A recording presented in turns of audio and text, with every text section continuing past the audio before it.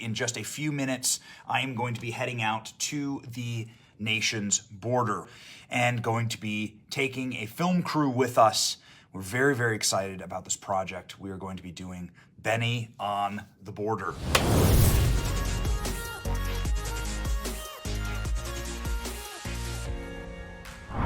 So we have a situation today where we're going to go down to the border. What are we going to show you?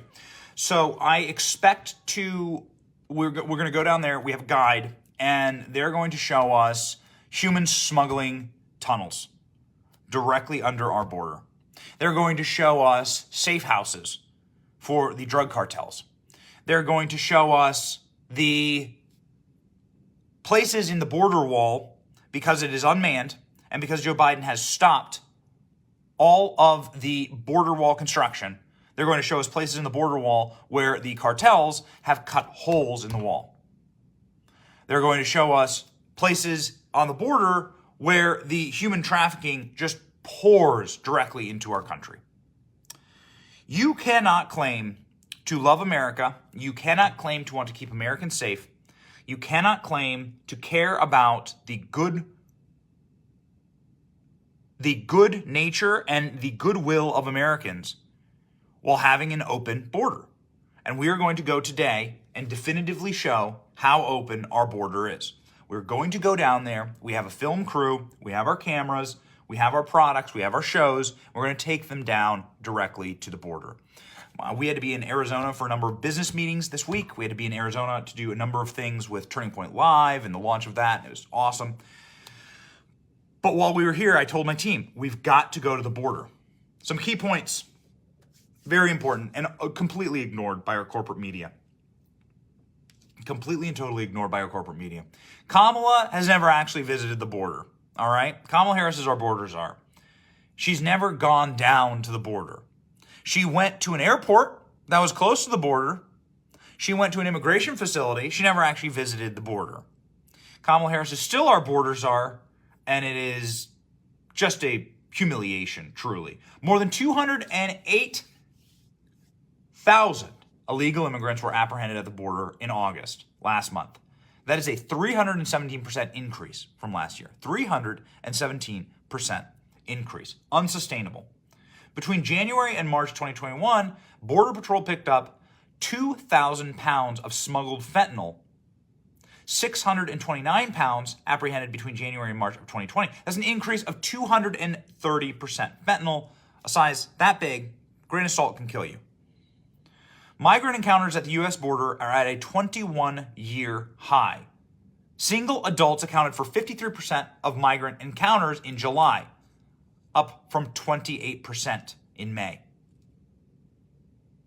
There have been 1.2 million apprehensions in 2021. 1.2 million. I grew up in Iowa. Iowa's a state. It's got like 3 million people in it. So that's a third of the state's population that I grew up in, illegal here in this country right now. Going across our nation. We have no idea who these people are. We know from verified reports that people on the terrorist watch list have crossed into our country on our open southern border. I have a lot of very angry things to say about Afghanistan. I have a lot of very angry things to say about China. I have a lot of things to say about the dangers in the world, but nothing is worse than what's happening on our southern border. Nothing is more of an existential threat to America than what is happening on our southern border, and that is why we're going there today. Del Rio, Texas, per a source, the number of migrants waiting to be processed now has swelled to 8,200. It was 4,000 yesterday, doubled in one day. Border Patrol is completely overwhelmed. It is out of control. The Democrat mayors inside of the Rio Grande Valley, there are Democrat mayors right now serving right now. They are saying that Joe Biden is a failure. These Democrats are turning on President Joe Biden, saying we are overwhelmed. These are quotes. It just keeps getting worse. Joe Biden, does he even want the border to exist? Incredible. Democrat representatives are also savaging the Biden administration.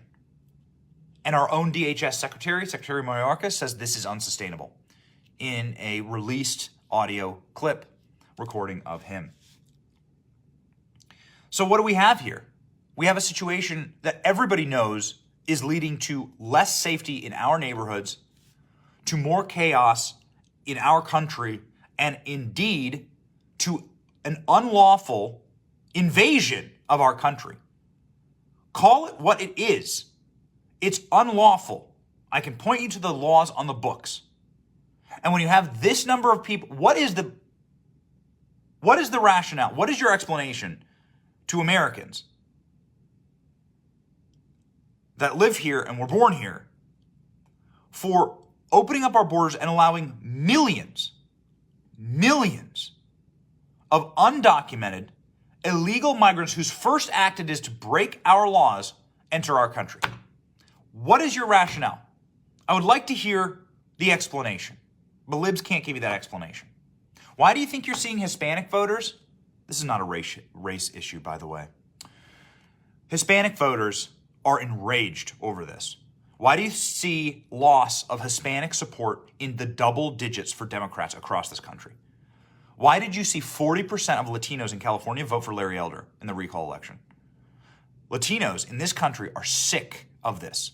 Latinos in this country understand what lawlessness looks like. They understand what socialism looks like. Many of them or their parents fled socialism. I live in a very Latino-heavy city. Tampa has a huge Cuban population, a massive Cuban district.